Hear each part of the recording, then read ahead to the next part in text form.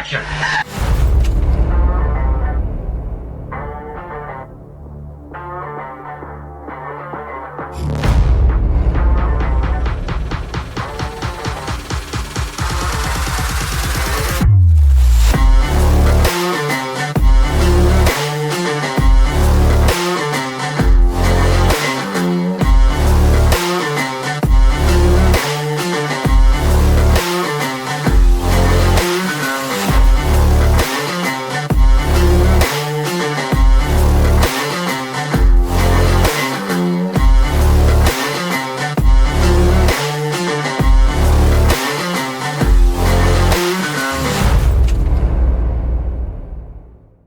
Salut tout le monde, salut les cinéphiles, bienvenue pour une nouvelle critique.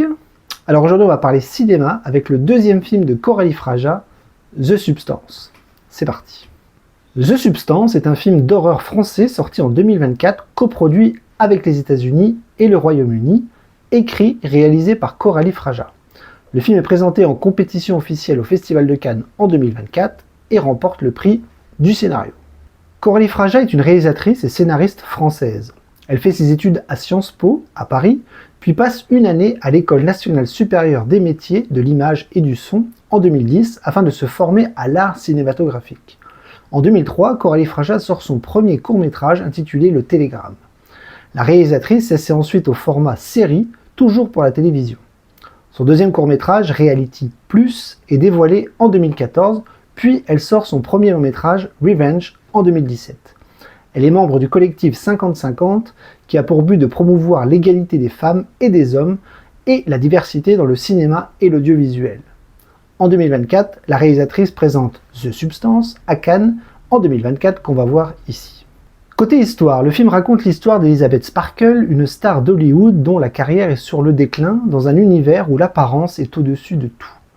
Pour échapper à l'oubli, elle décide de tester un produit révolutionnaire appelé The Substance.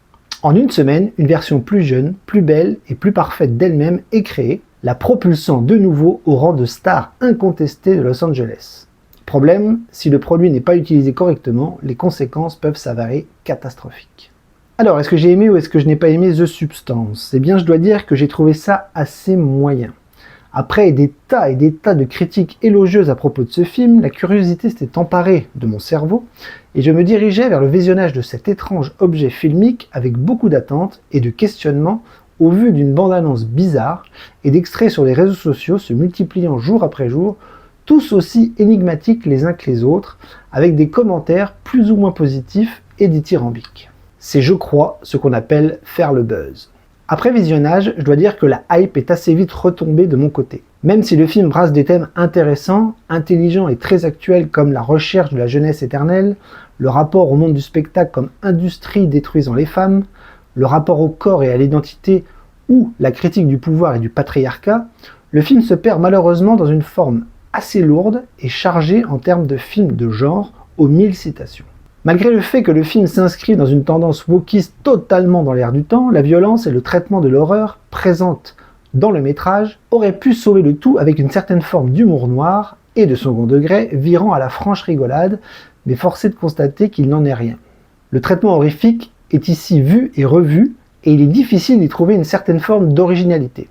Dans ce type de cinéma, qui nous rappelle les grandes heures de gloire des body horror d'une certaine époque, que les cinéastes actuels essaient péniblement de raviver sans succès, vu que le passé doit rester au passé, la réalisatrice s'applique à faire de belles images tout en essayant de proposer au spectateur un scénario poussif et beaucoup trop répétitif.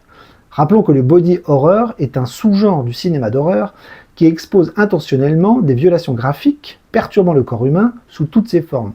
Par exemple, des films comme Frankenstein, La Mouche Noire, ou la majorité des films de David Cronenberg, ou Le Loup-garou de Londres, The Thing, ou bien encore The Human Centipede pour ne citer que. Tout ça pour dire que si les codes du genre sont plutôt bien respectés, le problème majeur de ce film reste l'écriture. Le film est beaucoup trop long à mes yeux, 2h21, beaucoup de digressions visuelles ici, beaucoup de redondances, des séquences qui se répètent indéfiniment, et malgré le fait qu'on suive très peu de personnages, 3 en tout et pour tout avec celui de Demi Moore, de Margaret Qualley ou celui de Dennis Quaid, on a l'étrange sensation au final que les personnages principaux naviguent un petit peu à vue. Étrange sentiment vu la durée proposée, je le répète. La cinéaste développe jamais vraiment ces trois personnages, qui en réalité sont deux, si on considère Demi Moore et Margaret Qualley comme un seul personnage, et l'on a l'impression de ne pas vraiment les connaître à la fin. On ne s'attache pas. Ceux-ci apparaissent plutôt comme des caricatures peu enclins à se livrer, et les personnages principaux errent ici et là vers des états d'âme et des destins qu'on devine, plus ou moins, sans jamais avoir d'explication complémentaire et narrative. En tout cas, sur leurs conditions ou leurs questionnements du moment. Idem pour l'époque du film. Qui sont-ils? À quelle époque vivent-ils? On ne sait pas. Les dialogues, les premiers rôles, les seconds rôles, les motivations, les notions d'espace-temps sont tous à l'économie, et le film en devient peu bavard, avec des personnages qui ne parlent pas beaucoup, ce qui accentue le mystère parfois, voire l'incompréhension. La réalisatrice essaie de laisser les images parler par elles-mêmes, ce qui n'est pas désagréable in fine car le cinéma doit être basé là-dessus, sur les images, uniquement les images. Mais pour donner de la force à ces mêmes images, il faut de l'épaisseur, de la consistance, du récit solide et des personnages forts. Or là, on survole le tout et Coralie Fraja nous livre de très belles images où pullulent les références cinématographiques sans jamais s'appuyer sur un scénario solide et consistant malgré beaucoup de séquences et de scènes développées à l'extrême. D'ailleurs, si l'on doit parler un petit peu de la forme du film, il y a pas mal de fautes de goût à mon sens, comme par exemple un énorme découpage au niveau du montage qui donne une certaine forme scolaire au film. Perso, quand je vois un petit peu trop les effets de montage, ça me sort un petit peu du film et là on voit tout. C'est très bizarre. Autre défaut du film, il y a beaucoup d'inserts, des gros plans qui se répètent de façon outrancière et j'ai parfois le sentiment de me dire au fond de moi, c'est bon, on a compris là.